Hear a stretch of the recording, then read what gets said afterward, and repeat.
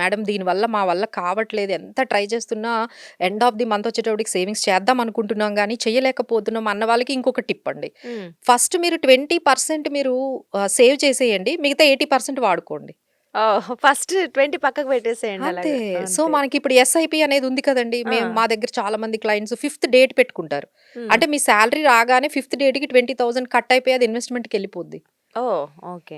అంటే హ్మ్. ఎవరికైతే నాకు కంట్రోల్ అవ్వట్లేదు, నేను చెయ్యాలనుకున్న చెయ్యట్లేదు అంటే ఇది ఒక ఈజీ వే. ఈజీ. అంటే ఇప్పుడు 1,00,000 మీకు సాలరీ వస్తుంది. మీరసలు 80,000 వస్తుంది మీ సాలరీ అని ఫిక్స్ అయిపోండి. 20,000 అసలు కట్ 20ని అయిపోతుంది గదా! ఆటోమేటిక్‌గా డెఫినైట్‌లీ. మనము అది ఎస్ఐపి అంటేనే సిస్టమాటిక్‌గా అది 20,000 మనం ఫిఫ్త్‌ని ఇచ్చాం కాబట్టి అది డిడక్ట్ అయిపోతది. అవును. సో, మీ అకౌంట్‌లో మీకు 80,000 ఉంటుంది గదా! సో, హ్మ్. మీకు సేవింగ్స్ అయిపోతుంది. అంటే ఎవరైతే కంట్రోల్ చేసుకోలేకపోతున్నాము, సేవింగ్స్ చేయలేకపోతున్నాం అంటే రివర్స్.